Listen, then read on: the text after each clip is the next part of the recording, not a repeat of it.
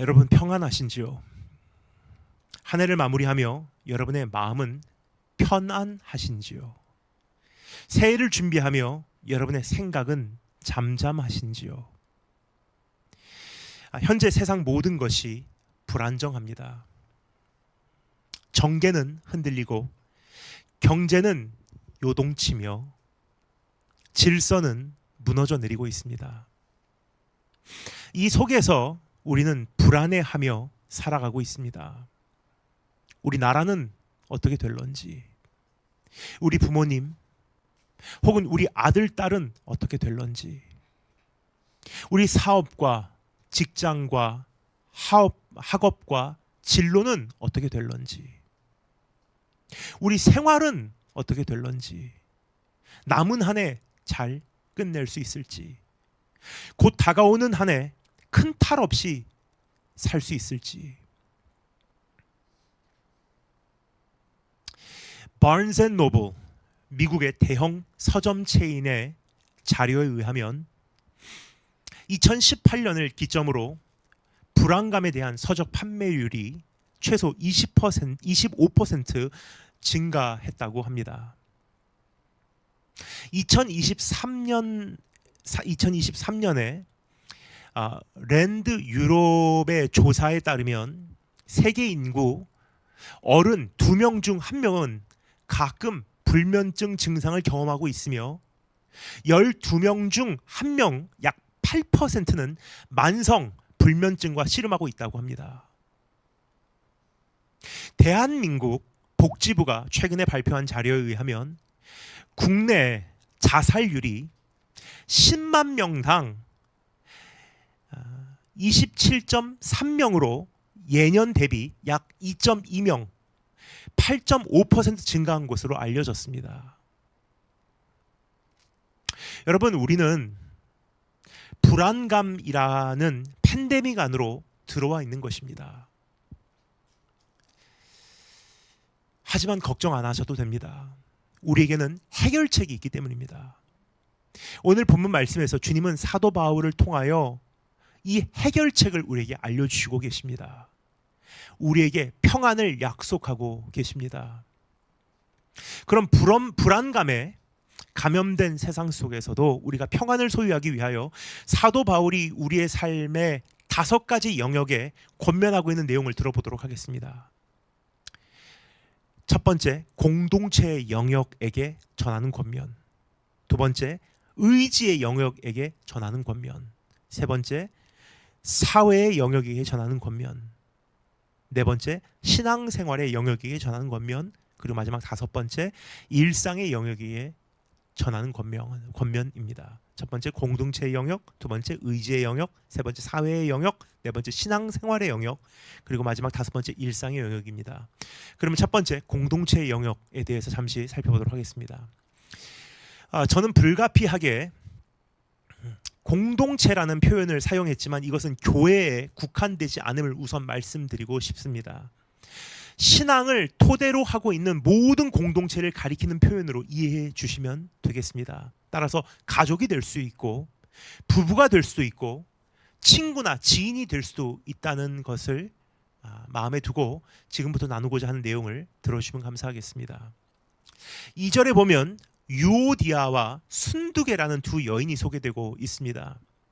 이들은 빌립보 교회의 중직자들로 추정이 됩니다. 무엇보다 이 두 여인에 대하여 3절에서 복음에 바울과 함께 힘쓰던 저 부녀들이라는 소개에는 이들이 사도 바울과 전도 여행에 동행했던 것을 말해주는 단서입니다. 즉 유오디아와 순두계는 교회를 섬기는 헌신자들이요, 또 선교에 동참하는 사명자들이었던 것입니다. 그런데 이들 사이에 어떠한 분쟁이 일어난 것입니다. 특히 주목하여야 할 점은 이 분쟁은 어떠한 신학적 다툼이 아닌 것 같습니다.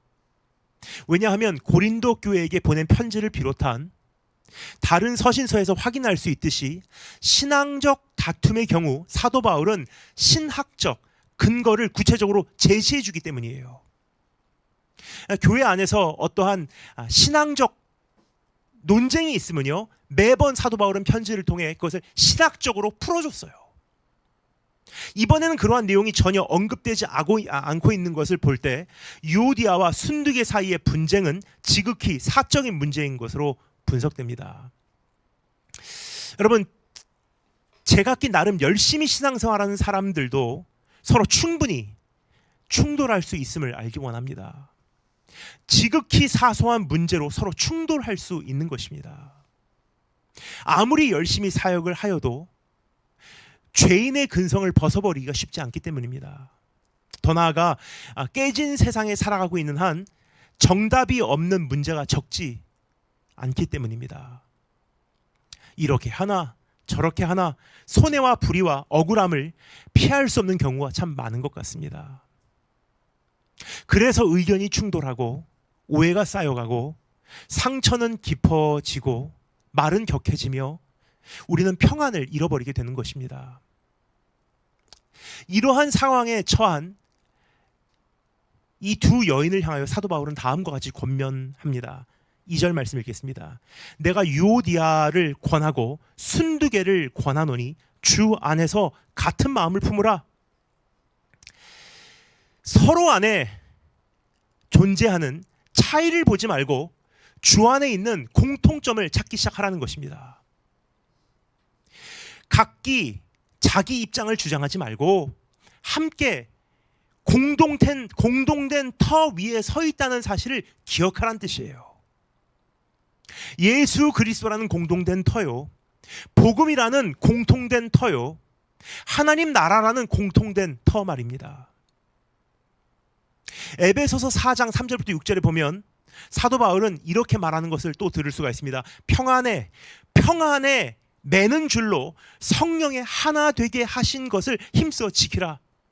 몸이 하나요, 성령이 하나이시니 이와 같이 너희가 부르심의 한 소망 안에서 부르심을 입었느니라.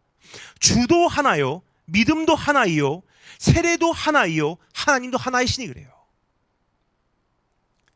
사도 바울은 이 두 여인에게 수습책을 찾아라 라고 말하지 않습니다. 지금 상당히 사소한 일로 서로와 다투고 있는 이 두 중직자들을 향해서 사도 바울은 서로 합의를 보라고도 권유하고 있지 않아요. 법적으로 해결하라고도 물론 말하고 있지 않습니다. 공동된 터 위에 서 있다는 사실을 기억하라고 일러주고 있는 것입니다. 주 안에서 같은 마음을 품음으로 우리가 똑같은 터 위에 서 있다는 사실을 기억하라고 말하고 있는 것입니다. 그렇습니다, 여러분. 공동체의 영역에서 평안을 되찾기 원하신다면 주 안에서 같은 마음을 품기 시작하시기 바랍니다. 우리가 신앙생활하면서 가장 힘든 것이 교회 안에서 발생하는 불화예요. 가정에서 발생하는 불화입니다. 사랑하는 이들 사이에서 발생하는 불화예요. 세상은 둘째 쳐도요, 가장 우리에게 힘을 앗아가는, 기가 빠지게 하는, 낙심되게 하고 근심되게 하는 것이 가장 사랑하는 사람을 통해서 얻는 고통입니다. 그런데 이럴 때일수록 우리가 어떻게 해야 하냐? 서로의 차이를 따지지 말고 공통된 터를 확인하라는 것입니다. 이 세상 살이에 관한 자질구레한 디테일은 더 이상 따지지 말고 예수 그리스도 안에 있는 더 큰 그림과 더 큰 계획과 더 큰 약속으로 시선을 옮기는 것입니다. 우리의 이름들이 생명책에 기록되어 있다는 것과 같은 확실하고 영원하고 변함없는 현실들 말입니다. 이것이 우리를 하나 되게 하는 끈이요, 함께 힘쓰게 하는 원동력이기 때문입니다.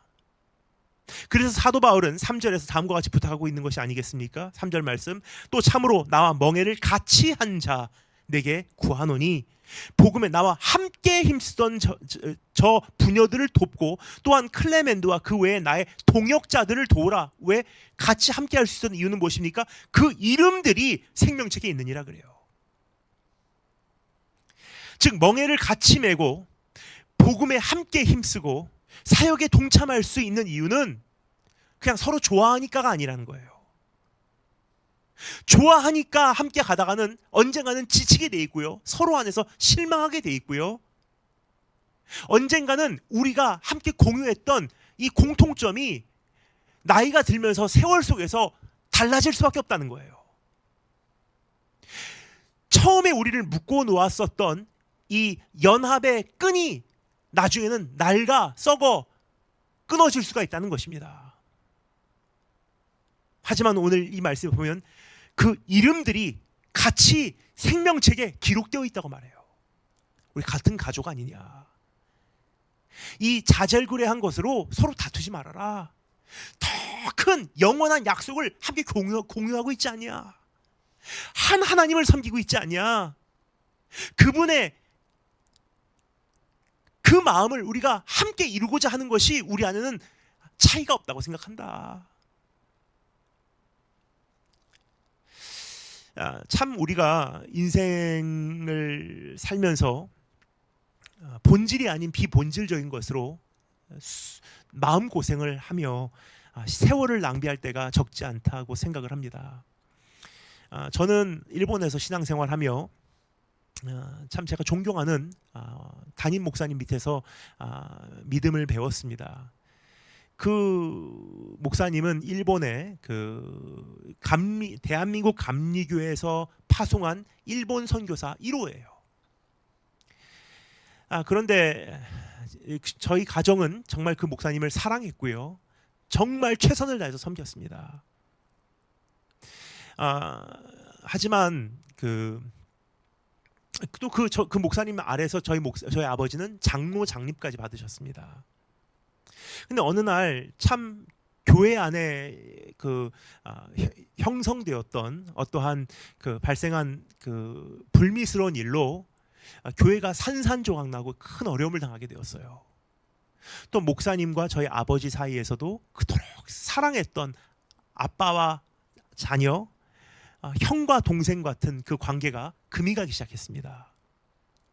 결국은 저희 아버지 어머니는 더 이상 그렇게 갈등하는 신앙생활이 아니라 일본의 복음화를 위해서 또 열심히 뛰겠다고 그 교회에서부터 자동차로 한 40분, 50분 떨어진 곳으로 나오셔서 다른 교회를 개척하고 그곳에서 일본 선교를 이어가셨습니다. 머지않아 목사님은 일본을 떠나게 되셨고요. 지금은 연세가 많이 드신 이제 할아버지예요. 그때 이후로 한 30년이 흘렀는지요. 참 많은 세월이 흘렀는데 제 여동생이 로스앤젤레스 살다가 시애틀로 이사를 가면서 저희가 알게 된 것은 제 여동생 집에서 그 목사님이 지금 살고 계신 그 노인홈이 그리 멀지 않다는 사실을 알게 되었습니다. 그래서 한번 저희 아버지께 그 말씀을 드리니까 저희 아버지께서 아버지가 이 세상 떠나기 전에 주님 나라 가기 전에 목사님을 다시 한번 뵙고 싶다. 그래서 목사님을 모시고 시애틀로 가게 되었습니다. 저희 아버지를 모시고 시애틀로 가게 되었습니다. 목사님 뵈러. 그리고 운전을 해서 목사님 그 댁까지 쭉 갔는데 재회가 이루어진 거예요. 30년 만에. 참 많은 것이 변했습니다. 아버지도 연세가 드시고 목사님도 참 많이 연세가 드시고. 근데 30년 만에 재회를 해서 손 붙잡고 그곳에 앉아서 커피숍이었나요? 잠깐 앉아서 손을 꼭 두 분이 잡으시는데 전 지금까지 잊지 못해요.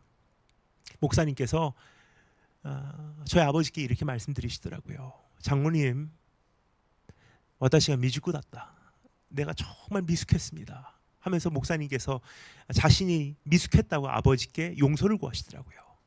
그 순간 저희 아버지는 눈물을 터뜨리며 목사님 손을 잡고 아니에요 목사님, 제가 잘못했습니다 하고 둘이서 손 붙잡고 얼마나 펑펑 울며 화해를 했는지, 관계가 회복됐는지. 근데 안타까운 것은 그 30년 동안 가지 힘을 모았다면 하나님 나라가 얼마나 더 확장되었을까. 일본이라는 그 나라가 얼마나 더 많이 바뀌어 있었을까. 그 교회를 통해 얼마나 많은 일들이 이루어질 수 있었을까.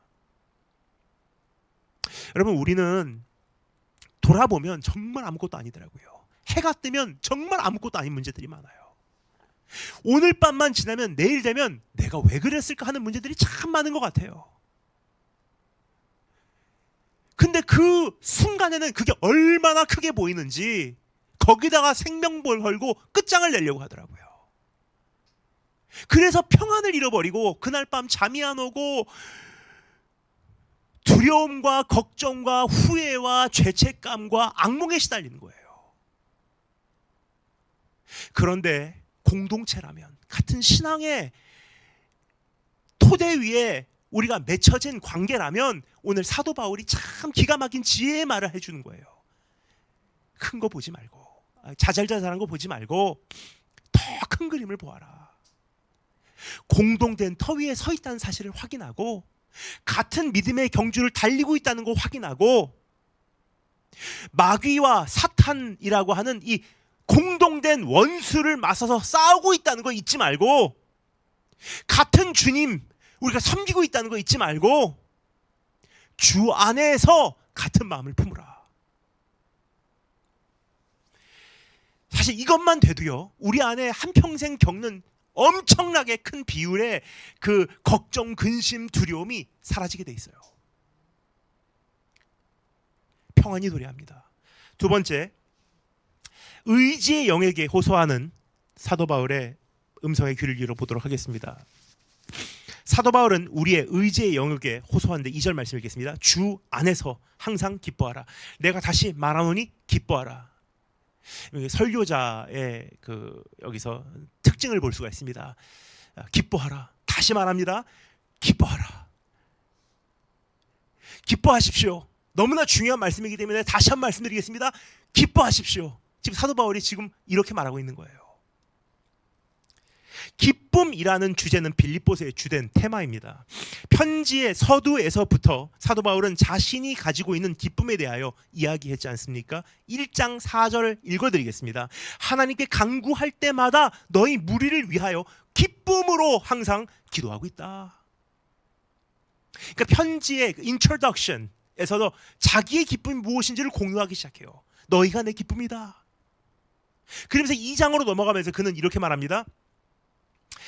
빌립보 교회를 위한 자기의 모든 수고가 헛되지 아니함을 바라보며 기뻐한다고 고백을 해요.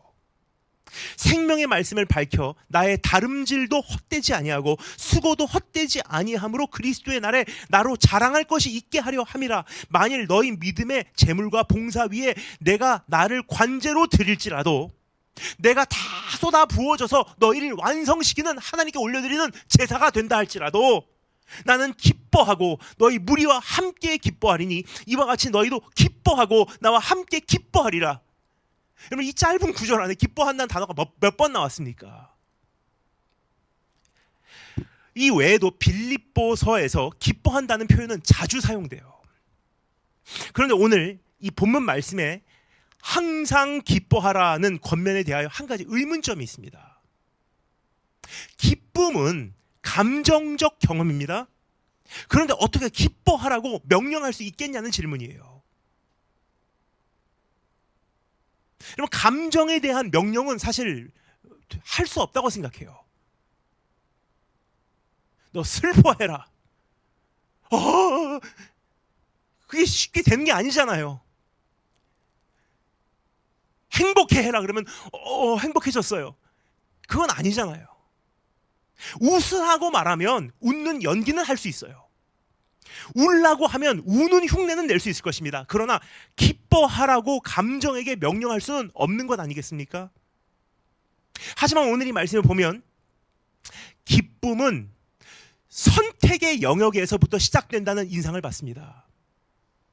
사도 바울이 항상 기뻐하라, 내가 다시 말하노니 기뻐하라 라는 이 명령적 권면을 우리가 다시 한 번 더 가슴에 되새겨 볼 때 하나님께서 세워놓으신 이 어떤 원칙이 있다는 거예요. 기쁨만큼은 내 어떤 의지의 영역에서부터 싹트기 시작한다는 거예요. 그렇습니다. 사도 바울은 이렇게 권면하고 있는 것입니다. 오늘 기뻐하기로 선택하라. 오늘만큼은 기뻐하며 살기로 선택하라. 아무리 상황이 좋지 않아도 남은 시간만큼은 우울함의 자리를 내어주지 않기로 선택하라. 아무리 내일이 막막해도 다가오는 새해에는 걱정과 근심의 노예로 살지 않겠노라고 선택하라. 아무리 아프고 힘들어도 포기하지 않겠노라고 선택하라. 최근 이런 이야기를 들은 적이 있습니다. 한 여인이 있었습니다. 그녀에게는 한 가지 큰 두려움이 있었습니다. 집에 도둑이 들 것과 같은 불길한 예감이었습니다.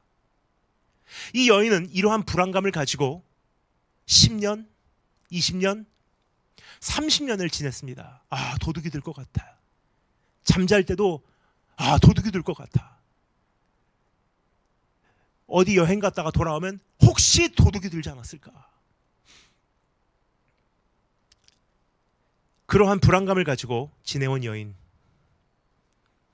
그런데 어느 날 실제로 도둑이 들었습니다. 거실에 진입한 도둑의 소리를 들은 남편이 마음을 먹었습니다.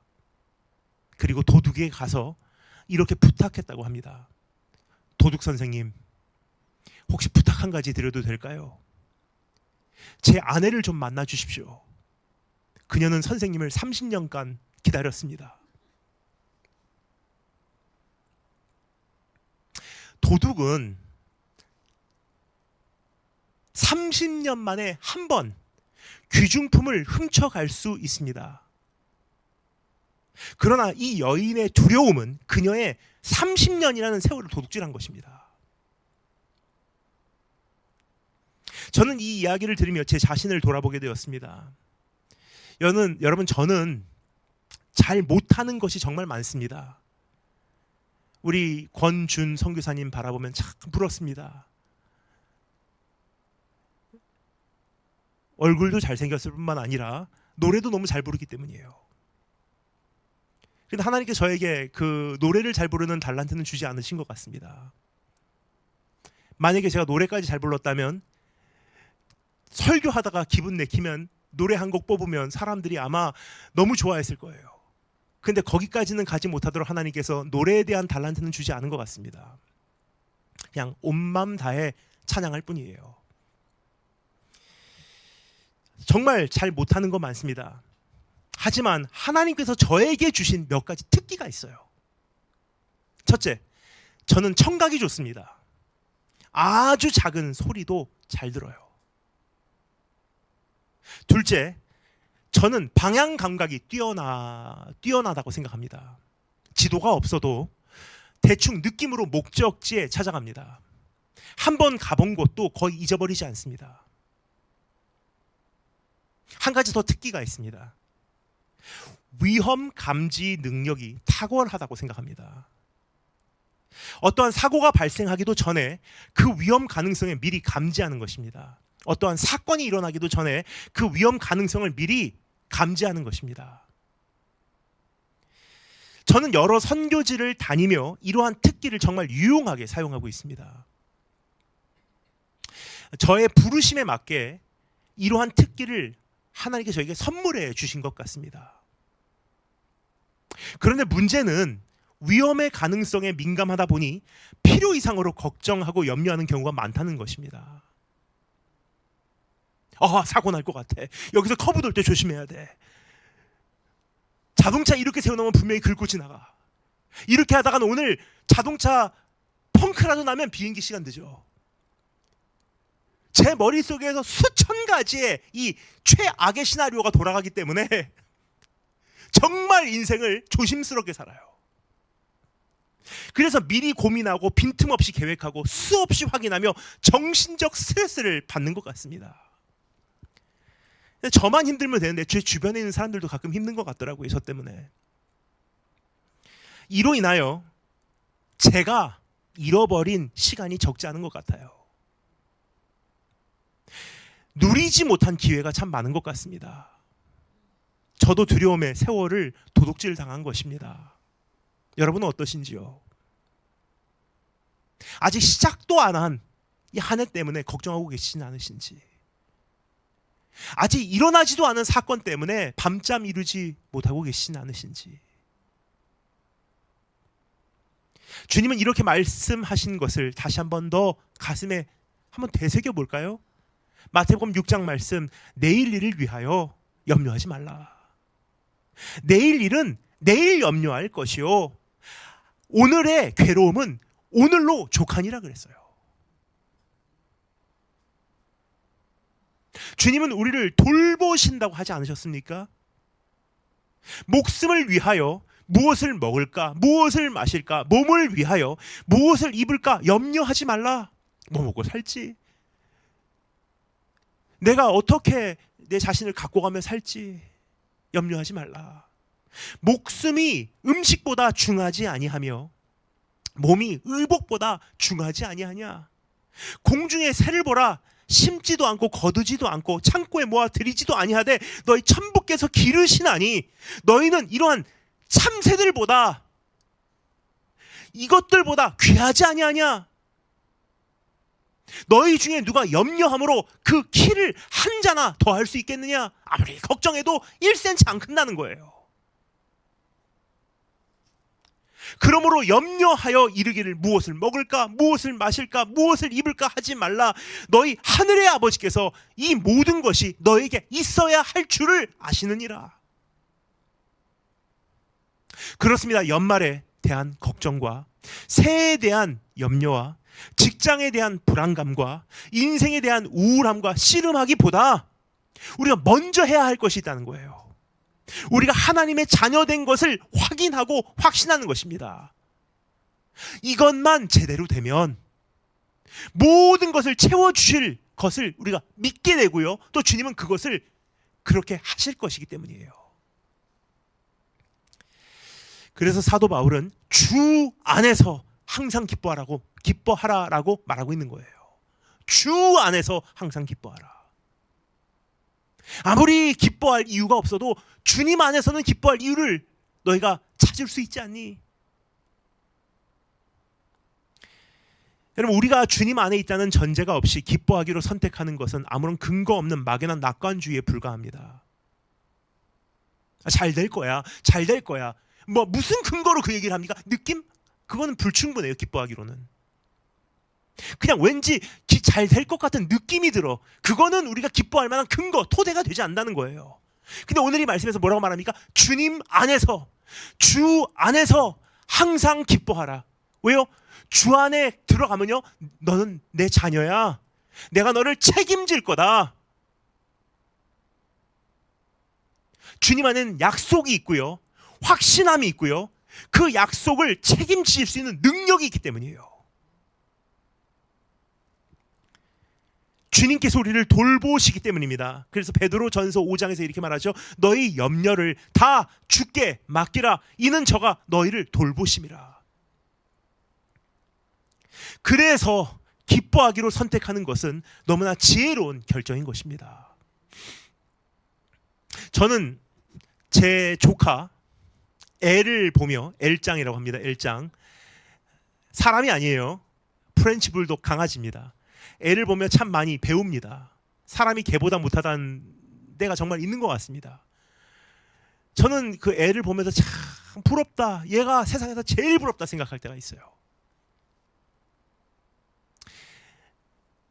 저는 막 분주하게 사역하고 있는데 저는 너무 짐 끌고 돌아가는 것이 힘들고, 때로는 짜증나고, 비행기 자리 옮겨지고, 막 비행기 캔슬되고 지연되고, 집회 시간 어떻게 될런지, 그리고 집회 들어갈 때마다 막 긴장하고, 아 주님 이번에 집회 어떻게 될까요? 사람 만나면 이 사람한테 내가 신뢰를 한 것이 아닌가, 저 사람은 나에게 신뢰를 하고 있는 것은 아닌가.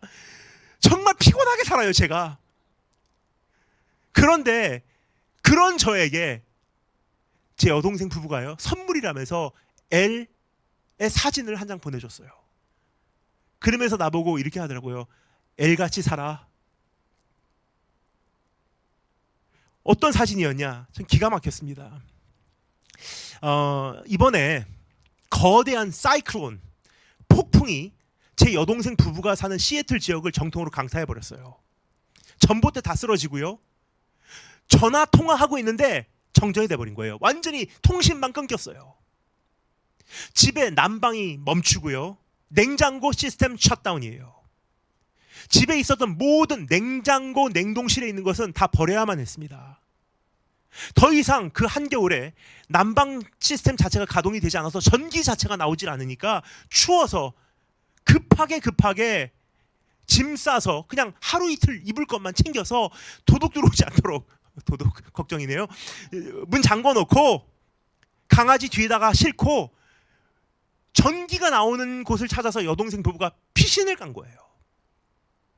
그래도 조금 빨리 갔으니까 다행이지, 여동생 부부가 체크인한 시애틀 시내에 있는 한 호텔, 여동생 부부가 체크인한 이후로 한 30분 1시간 지난 다음에 완전히 만실이 돼서 더 이상 방이 없었대요.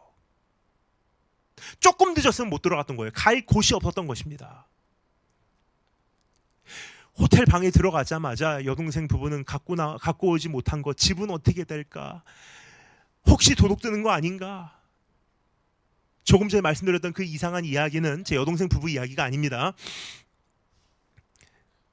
어떻게 해야 될까? 집은 괜찮을까? 전기는 언제 켜지는 걸까? 냉장고 그 우유 썩으면 어떻게 할까? 계란 다 버려야 되네.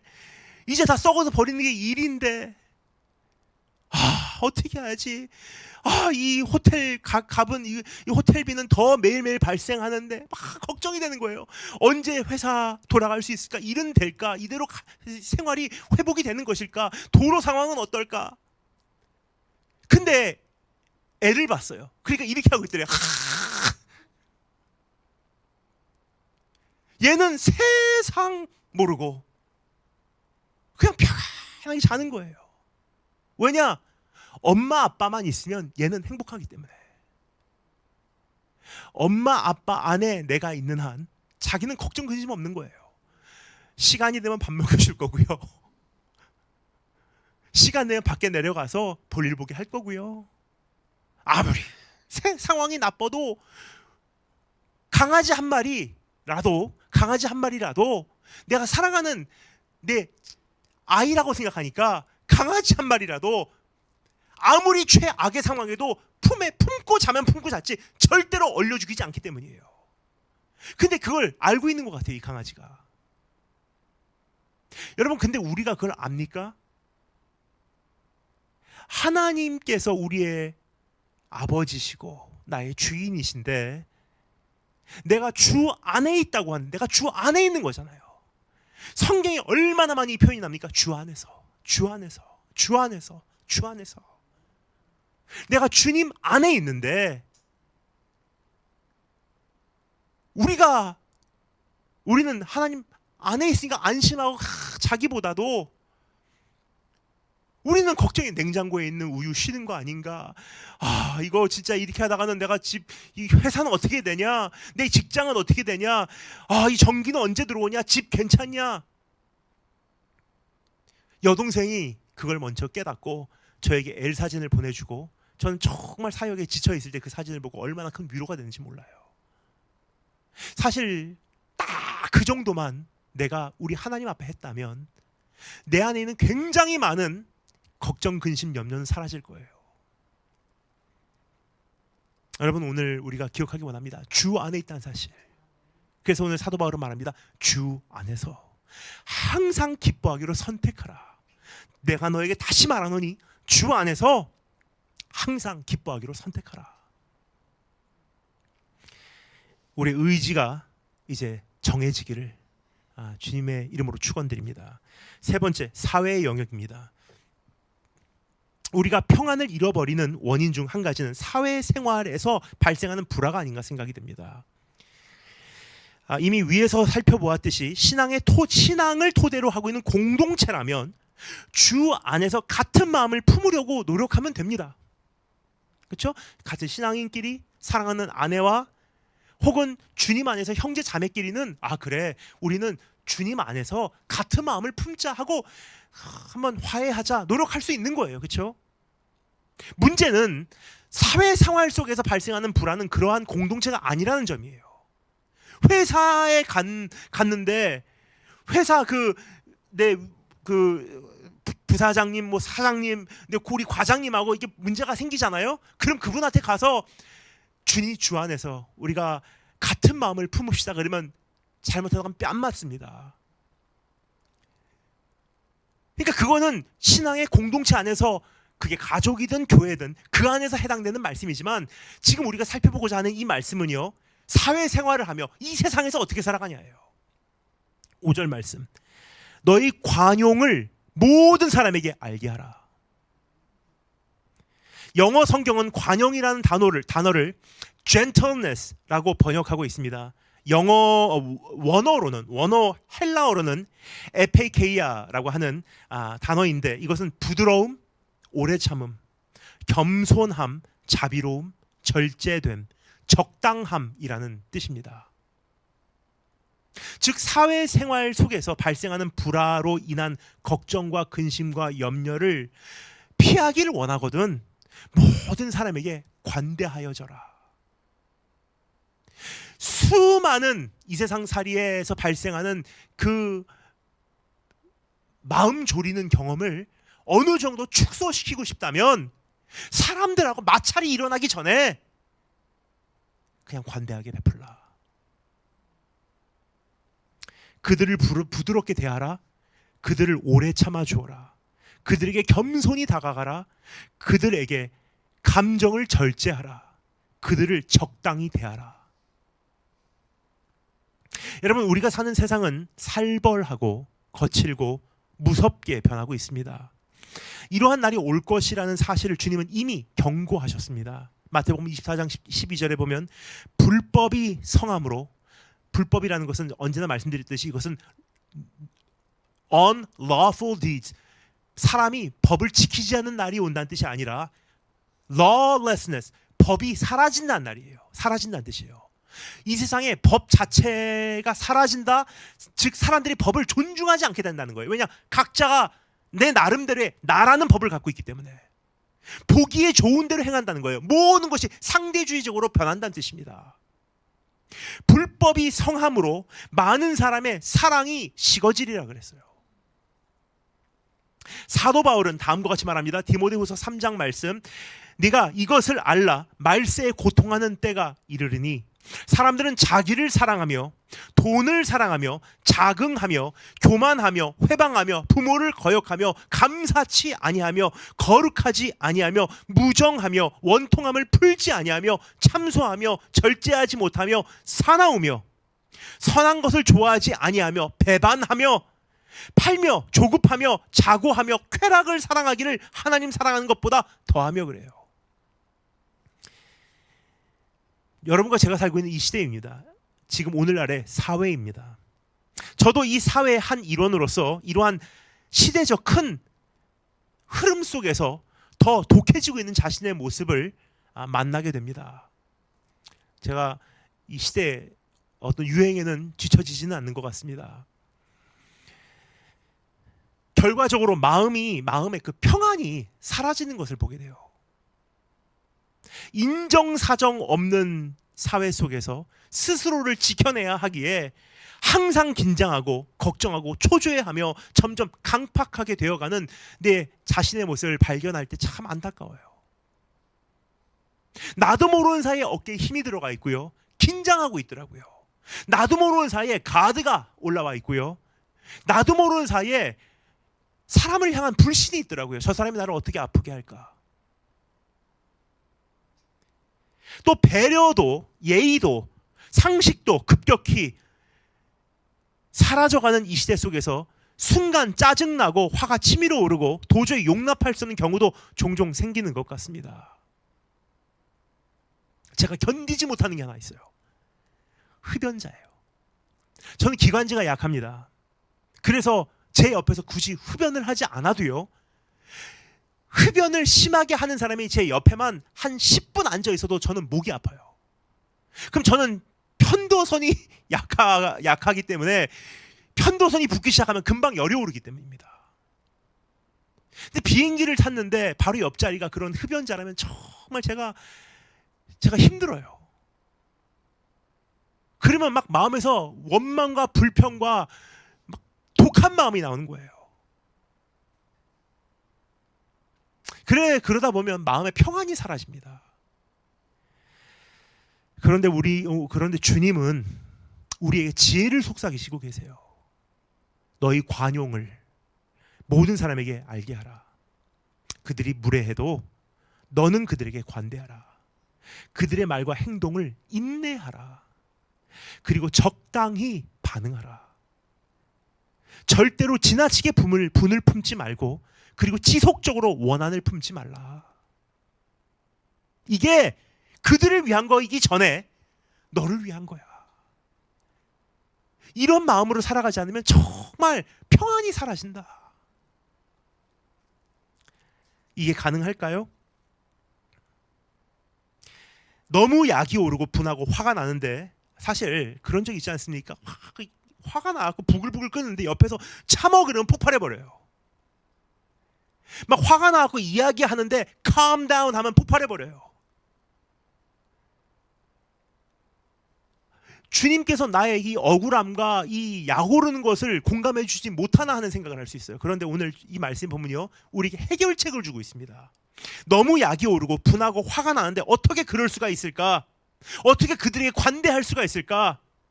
이 질문에 대하여 사도 바울은 5절에서 다음과 같이 답해주고 있습니다. 주께서 가까우시니라 그래요. 즉 주님 오셔서 복수해 주실 것이고, 보응해 주실 것이고, 갚아 주실 것이고, 알아주실 것이고, 모든 것을 바로 잡아 주실 것이니 조금만 기다려라. 그렇게 격려하고 있는 것입니다. 크로아티아 출신 미라슬라브 볼프라고 하는 한 신학자가 있습니다. 그는 1995년에 공산주의 유고슬라비아가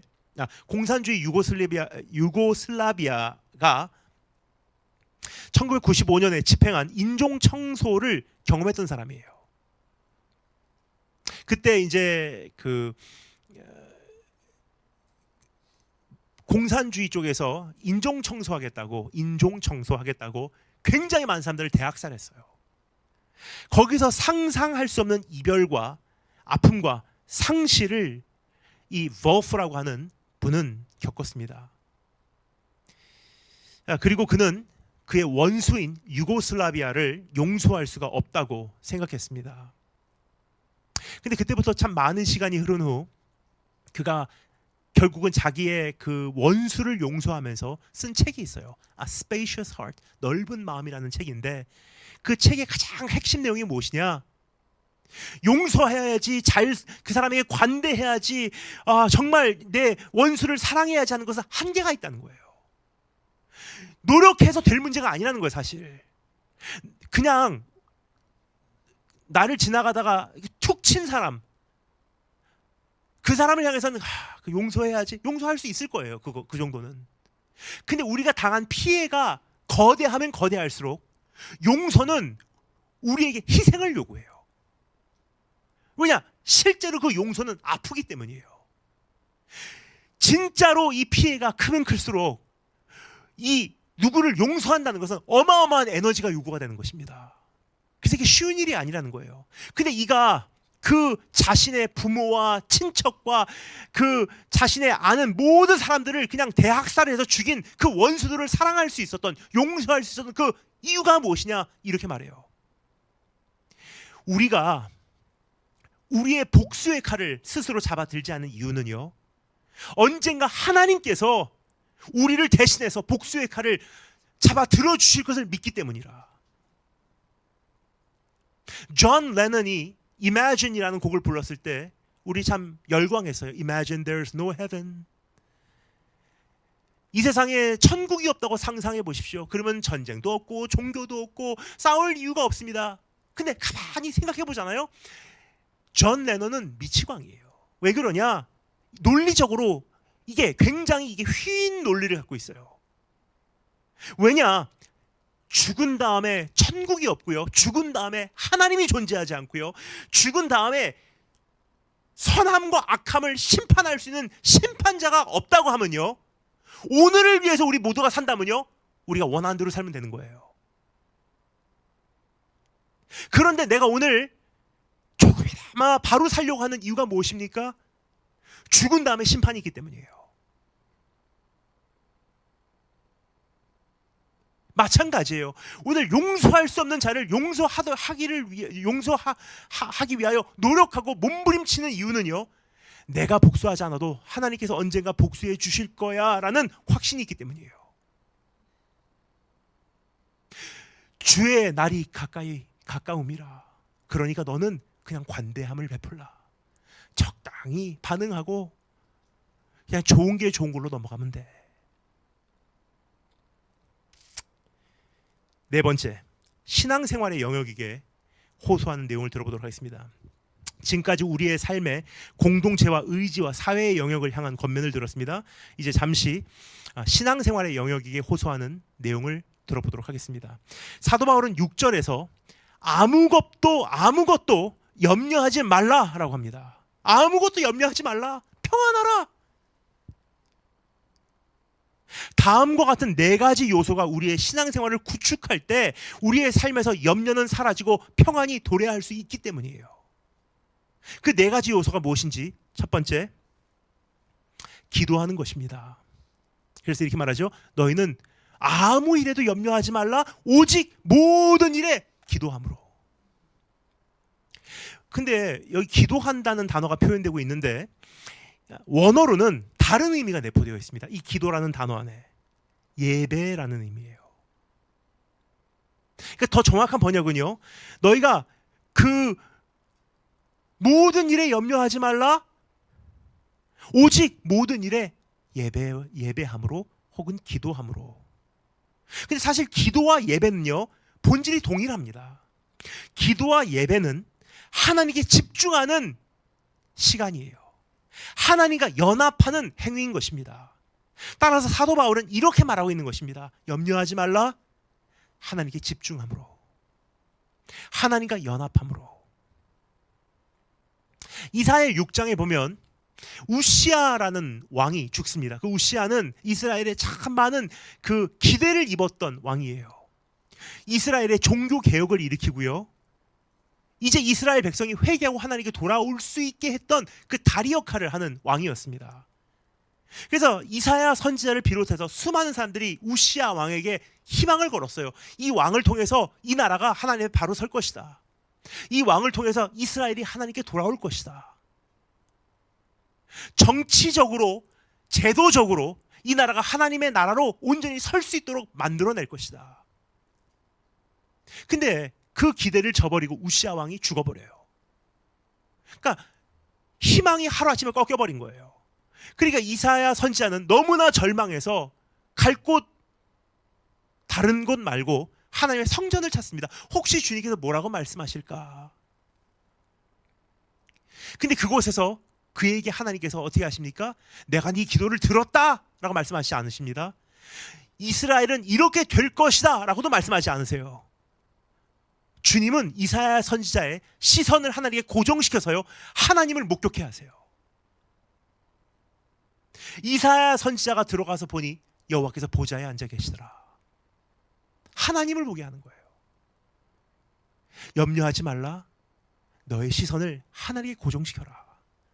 염려하지 말라. 하나님과 연합함으로 하나님 마음 생각하고 하나님 생각을 공유하고 하나님의 뜻이 무엇인지 묵상해봐라. 두 번째 요소, 간구하는 것입니다. 오직 모든 일에 기도와 간구로 그래요.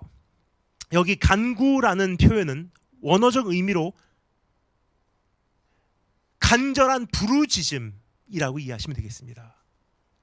그러니까 기도와 간구로 그러면 이건 그냥 기도도 간구고 간구도 기도고 그렇게 생각하는데 그런 뜻이 아니에요. 확실한 의미가 있어요. 뭐 염려하지 말라. 오직 하나님께 집중함으로, 그리고 하나님께 간절히 울부짖음으로 염려하지 않게 될 것이다. 단순한 신사적인 부탁이 아니라 절박함 속에서 터져나온 절규인 것입니다. 여러분, 그동안 많은 염려는 했지만 주님께 간구하신 적은 있으신지요? 그동안 걱정은 많이 해왔지만, 밤을 새며 걱정했지만 주님을 향해 부르짖은 적은 얼마나 되십니까? 주님 참 내가 속이 답답해서 죽을 것 같아요. 내 인생은 어떻게 되는 것입니까? 그동안 속은 상했지만 주님 앞에서 절규하신 적은 얼마나 있으십니까?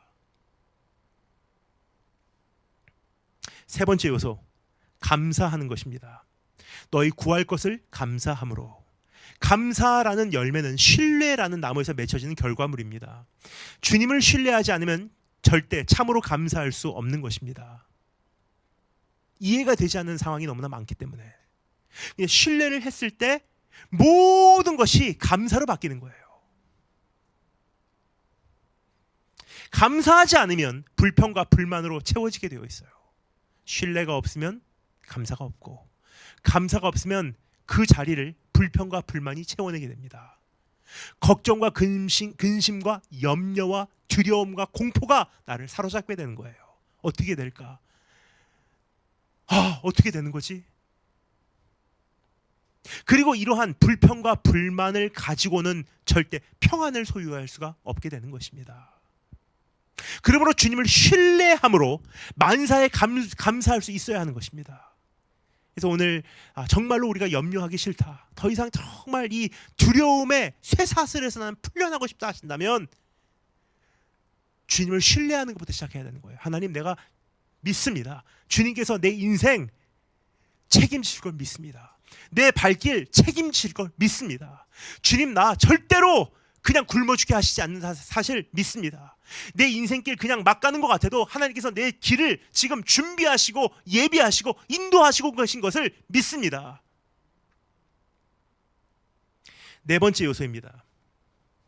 아뢰는 것입니다. 너희 구할 것을 감사함으로 하나님께 아뢰라 그랬어요. 어떤 영어 번역에 보면 Let your requests be made known to God 이라고 되어 있습니다. 호텔 어플들 저는 자주 사용하는데, 호텔 어플 보면요, 특별히 무슨 요즘에 그 하얏트라든지 뭐 어떤 그런 호텔 보면 밑에 이렇게 그 폴더가 있어요. 그러면 제가 호텔 체크인을 하고 제 방 번호가 위에 뜹니다. 근데 밑에 이 파란 폴더가 형성이 돼요. 그거 탁 누르는 순간 리퀘스트라고 올라와요. 그럼 그거 누르면 토일레트리, 어떤 화장실을 사용하는 용품이냐, 아니면 무슨 퍼스널 하이진, 내 어떤 위생 용품이냐, 아니면 헬스 건강 용품이냐, 아니면 그 뭐 타올이냐, 그리고 쭉 리스트가 있어요. 그래갖고 여기서 클릭하고 2개, 여기서 1개, 물 2개 쭉 해갖고 리퀘스트 하면 띵동 하고 방으로 가져다 줍니다. 그러니까 우리가 뭐가 필요한지 이런 호텔 어플에서도 리퀘스트 하잖아요. 근데 여기서 사용되는 단어가, 물론 사도 바울이 이 말씀을 쓸 때 하얏트 어플을 연상해야지, 그거 한 건 아니에요. 근데 똑같은 의미예요. request는 letting my request be known to God. 하나님께 나의 리퀘스트를, 내 필요 종목을 하나님께 알게 하는 거예요. 너의 리퀘스트를, 요청 사항을 하나님께서 아시도록 하라라고 기록되어 있는 거예요. 즉 복잡하게 생각하지 말고 너의 모든 필요에 대하여 주님께서 아시도록 구체적으로 말씀드리라라는 뜻입니다. 저는 미국에 가면 조식을 먹으러 가는 것을 매우 좋아합니다. 사실 점심 저녁 안 먹어도요, 아침만 먹으면 저는 행복해요. 온 세상에 가장 좋아하는 음식이 뭐냐 그러면 어떤 사람은 햄버거, 피자 생각하는데, 전 사실 피자하고 햄버거도 제일 좋아하지만 돈가스도 좋아합니다. 하지만 조식을 제일 좋아해요. 근데 조식 가면 사실 처음 미국 가신 분들은 굉장히 마음에 시험 드세요. 첫째는 메뉴판을 열어봐도요, 그림이 없기 때문이에요. 그리고 읽어보면 이게 굉장히 복잡해요. 예를 들어서 처음에 오면 선택해야 되는 거예요. 팬케이크냐, 프렌치 토스트냐, 그 에그스 베네딕트냐, 계란 요리, 뭐 오믈렛이냐, 써니사이드 앞이냐. 근데 프렌치 토스트를 먹기로 한다면 어떤 프렌치 토스트냐, 사이드로 무엇을 원하는가, 소시지냐, 베이컨이냐, 햄이냐. 소세지면 돼지고기 소세지냐, 치킨 소세지냐, 음료는 커피냐 주스냐? 만약에 둘 다 한다면 커피는 블랙이냐 혹은 크림과 설탕이 필요하냐? 라떼냐 카푸치노냐 마키아토냐? 주스는 오렌지 주스냐 애플 주스냐 크랜베리 주스냐 캐럿 주스냐? 그 누구도 조식 먹으러 가서 나에게 가장 필요한 것이 뭔지 아시죠? 라고 말하지 않아요. 내가 필요한 게 뭔지 정확하게 이야기하게 돼 있어요. I want this. 너의 리퀘스트, 요청 상황을 하나님께서 아시도록 하라는 권면은 주님께 이와 같이 구체적으로 요청드리라 라는 거예요. 하나님 나 이런 직장 원해요. 하나님 나 이런 가정 원해요. 하나님 나 이런 삶 살기를 원해요. 그것을 하나님께서 얼마나 주실지는 나는 몰라요. 하지만 한 가지 분명한 것은요, 하나님 뜻과 합한다면 주실 거지만 다르다 하면요, 하나님께서 원하시는 것을 주시지만 분명한 것은 가장 좋은 것을 주신다는 거예요.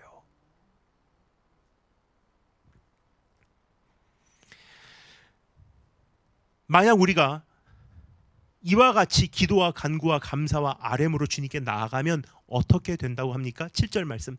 그리하면 모든 지각에 뛰어난 하나님의 평강이 그리스도 예수 안에서 너희 마음과 생각을 지키시리라. 상상을 초월하는, 우리 이해를 뛰어넘는, 우리의 경험을 파괴하는 하나님의 이 평강이 우리의 생각과 마음을 지켜내신대요. 그래서 지킨다라는 단어는 군사 용어예요. 망을 보다, 보초를 서다, 자기의 진영과 기지를 지켜내다라는 뜻이에요. 수호하다. 한 군사가 원수가 철조망을 넘어 침범하지 못하도록 그 나라와 민족과 기지를 지켜내듯이 하나님의 평강이 우리의 삶에 임하게 되면요, 어떠한 두려움과 걱정과 염려와 우울증이 우리의 삶의 경계선을 넘어서 우리에게 다가오지 못하도록 지켜내신다고 이야기를 하고 있는 거예요. 우울증에 습격당하지 않는다는 것입니다. 좌절해도 무너져 내리지 않는다는 거예요. 아무리 힘들어도 다시 일어날 수 있다는 뜻이에요. 상황이 나아지는 것까지 보이지 않아도 두려움으로 인해 마비되지 않게 되는 것입니다. 세상은 이러한 평안을 도저히 이해할 수 없을 거예요. 그래서 모든 지각에 뛰어난 하나님의 평강이라고 말하지 않습니까? 사람들이 보기에 이상하게 여기는 것입니다. 저 사람 왜 행복할까? 행복할 이유가 없는데 행복해요. 저 사람 뭐가 저렇게 편안할까? 지금 내가 보면 불안해서 어쩔 줄 몰라야 되는데 왜 저 사람은 저렇게 평안하지? 그 이유가 무엇입니까? 하나님의 평안이 나를 지켜주고 있기 때문에. 그 하나님의 그 울타리가 무너져 내리는 순간 정신 미쳐버릴 거예요. 너무 힘드니까. 근데 사망의 음침한 골짜기를 지날지라도 내가 해를 두려워하지 않을 것은 주께서 나와 함께 하심이라. 주의 지팡이와 주의 막대기가 나를 안위하시나이다. They comfort me 그랬어요. 나를 위로하신다는 거예요. 오늘 그러한 우리의 신앙의 영역에서 이 네 가지 요소가 큰 기둥으로 세워져서 내가 염려를 버려버리고 하나님의 그 하늘에서 내려오는 평안이 나의 모든 것을 지켜내시는 축복을 경험하시기를 주님의 이름으로 축원드립니다. 마지막 5번째 짧게 살펴보고 마치겠습니다. 크리스천 삶은 무엇으로 채워내느냐, 그것에 큰 영향을 받게 되었는데 그것에 대해서 오늘 일상의 영역 잠시 우리가 들여다보도록 하겠습니다. 크리스천 삶은요, 내가 무엇으로 채워내느냐에 따라서 무엇을 우리가 배출해내느냐가 정해지게 돼 있어요. 인풋과 아웃풋은 확실한 원인과 결과로 연결되는 관계에 있다는 점을 알려드립니다. 좋은 것, 선한 것, 영원한 것, 영에 관한 것, 하나님의 것으로 채워내면요, 계속 대화도, 책도, 말씀도, 노래도, 사람들과의 관계도, 그 대화의 주제도 계속 그것을 양적으로 채워내면요, 여기는 질은 두 번째 문제예요. 지금 양적으로 채워내면요, 그 신앙은 강해지게 되어 있는 거예요. 왜 내 믿음은 자라지 않을까? 왜 나는 계속 불신앙적인 불신만 가지고 있을까? 왜 믿어지지 않는 것일까? 그 이유를 말씀드릴게요. 채워내지 않기 때문이에요. 인풋 아웃풋 인풋 아웃풋 인풋 아웃풋, 이건 하나님께서 세워놓으신 포뮬라, 이것은 원칙입니다. 그래서 성경이 말하지 않습니까? 믿음은 들음에서 난다. 즉 듣지 않으면 믿음이 생겨날 수가 없다는 뜻이에요. 그러니까 듣고 또 듣고 또 듣고 또 듣고 임박이도록 듣고 사상 변화가 일어나고, 사상 변화가 일어나면 가치 기준의 변화가 일어나는 거예요. 가치 기준의 변화가 일어나면 이 세상 것을 보는 것이 아니라 그 나라의 것을 보게 돼 있습니다. 오늘을 위해서 살아가는 것이 아니라 영원한 것을 위해서 살아가게 돼 있는 거예요.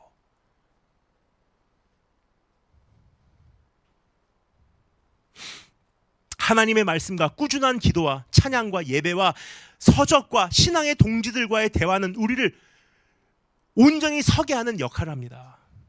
반대로 세상의 것들과 물질 만능주의 문화와 신앙이 없는 이들과의 교제는 우리로 하여금 저렇게도 살아갈 수 있구나 라며 한눈을 팔게 한다는 거예요. 저렇게 해도 행복하구나, 저렇게 해도 사람들 사랑하는구나, 나도 저렇게 살아보고 싶네. 그러므로 사도 바울은 마지막으로 다음과 같이 권면하고 있는 것입니다. 8절부터 9절 말씀. 종말로 형제들아 무엇에든지 참되며 무엇에든지 경건하며 무엇에든지 옳으며 무엇에든지 정결하며 무엇에든지 사랑할 만하며 무엇에든지 칭찬할 만하며 무슨 덕이 있든지 무슨 기림이 있든지 이것들을 생각하라. 다른 말로 묵상하라, 고민하라. 이것으로 네 자신을 채워내라 라는 뜻이에요. 너희는 내게 배우고 받고 듣고 본 바를 행하라. 그리하면 평강의 하나님이 너희와 함께 계시리라. 평안하게 된다는 것입니다. 그럴듯하게 보이기는 하나 그렇지 않은 것이 아니라 참된 것을 추구하라. 부정한 것이 아니라 경건한 것, 그릇된 것이 아니라 옳은 것, 문란한 것이 아니라 정결한 것, 뭔가 반감이 생길 만한 것이 아니라 사랑스러운 것, 질타 당할 것이 아니라 칭찬받을 것, 덕이 되지 않는 것이 아니라 덕이 되는 것, 멸시 당할 것이 아니라 존경받을 만한 것이 무엇인지 끊임없이 생각하고 묵상하고 추구하라고 이야기하고 있는 것입니다. 그것으로 인풋, 인풋, 인풋, 인풋. 그러한 것들로 머리를 채워내면요, 생각이 긍정적일 수밖에 없어요. 잘 될 거야. 하나님께서 역사하고 계셔. 하나님께서 내 인생 책임지실 거야. 근데 인풋이 없으니까 계속 내년에 어떻게 되지? 금년은 이제 연말 내가 잘 마칠 수 있을까? 내 사업은 어떻게 되고 내 자녀들은 어떻게 되고 질병은 어떻고